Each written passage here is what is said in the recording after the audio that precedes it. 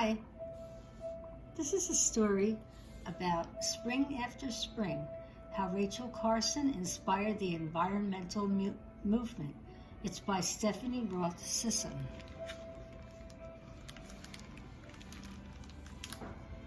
In nature, nothing exists alone, and that was a quote by Rachel Carson.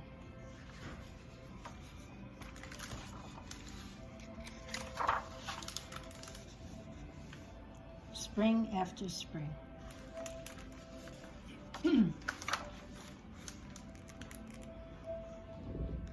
It was dawn when the chorus began.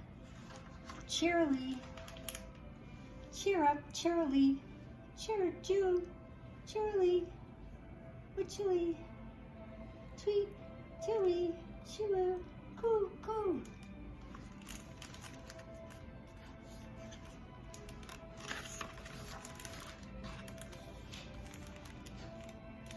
Rachel didn't want to miss a note. Peel, peel, caw, caw, hello. Cheer, cheer, buzz. Tree, cheerily, coo, coo, hoo, hoo. Tea kettle, tea kettle.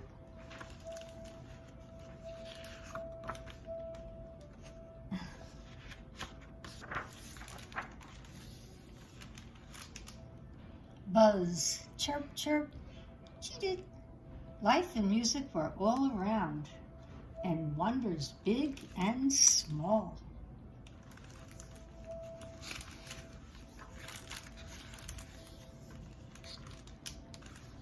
Spring was Rachel's favorite time of year. As the sun set, she could hear the first bubbles of frog song. Crickets began their nighttime tune, and bats squeaked a lullaby. Chirp, chirp, squeak. At home, there was a warm supper and a big family. Mom played the piano and Dad sang songs and read stories. Roaring seaward and I go, rocked in the cradle of the deep. Purr. Rachel's favorite were those about the sea.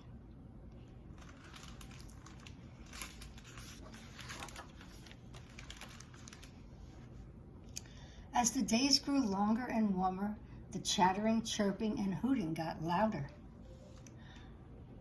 until the gathering calls from migrating birds meant that it was autumn.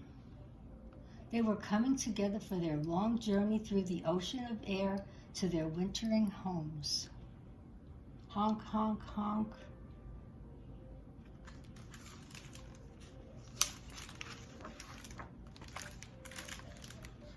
But not everyone left. Snuggled under a warm blanket, Rachel drew pictures and wrote about the life she experienced all year. She read books about animals and imagined what their lives were like.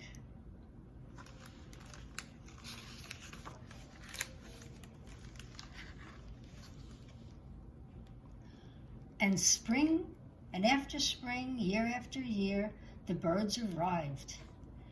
Every season, Rachel watched, listened, and wrote.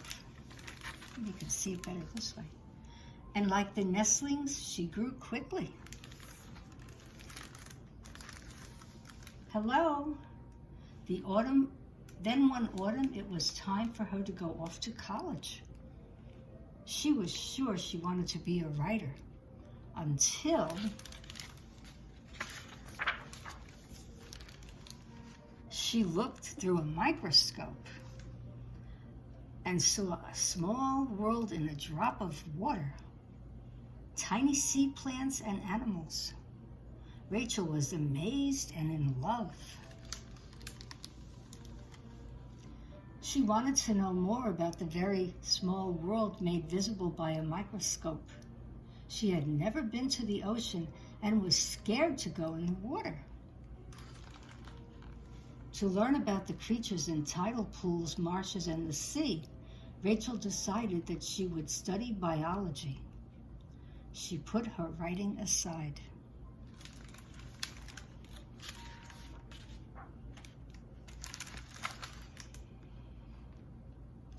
After she finished school, Rachel worked as a scientist and compiled information about the ocean. Now for her job, she wanted to know what it was like to actually be underwater. She was still scared, but she went anyway.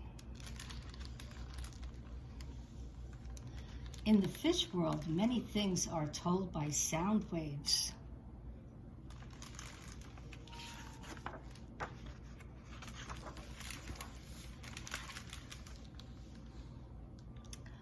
Rachel began to write books about the sea. They were so full of scientific detail and vivid descriptions of the lives of sea creatures that people could imagine those worlds. Rachel became a famous author.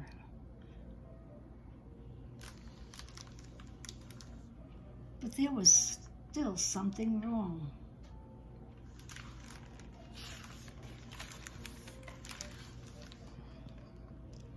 All around, nature's voices were going quiet. So Rachel did what she did best. She watched closely, listened carefully, and learned as much as she could about what was happening. Rachel put together scattered facts and found the answer.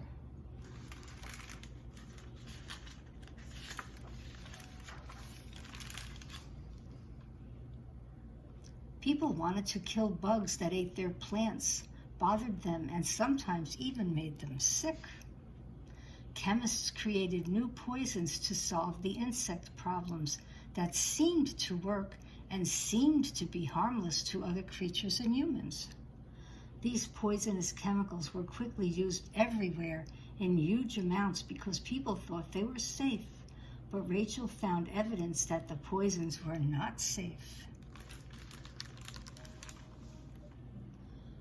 Poison eaten by microscopic water life, and then life eaten by tiny fish, and tiny fish eaten by bigger fish, and bigger fish eaten by an eagle, and an eagle's shells are so thin that they break during incubation.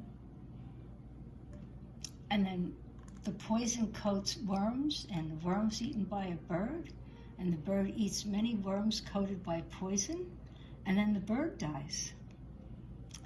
And then poison coats the worms, and insects and worms and insects are eaten by birds, and the birds are eaten by a fox, and then the fox eats birds and mice and other animals that have eaten the poison, and then the fox dies. Oh boy.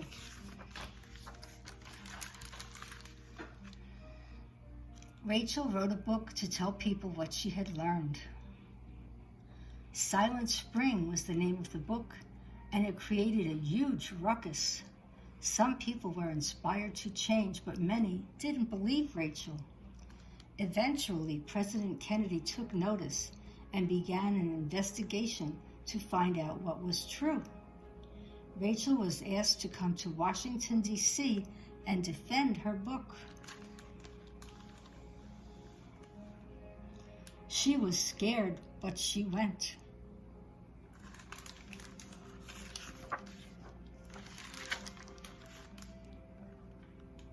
Rachel's testimony in Washington and her writing in Silent Spring made people see that they have an effect on the environment and the other creatures that they share with the world. People were inspired to speak up. Congress passed new laws so that nature was treated with more care, and some of the most harmful chemicals were banned. Spring after spring, year after year, people celebrated the earth and the environment because Rachel showed them how beautiful and precious it is. And there's everyone enjoying the beautiful earth, trees and birds and all kinds of nature.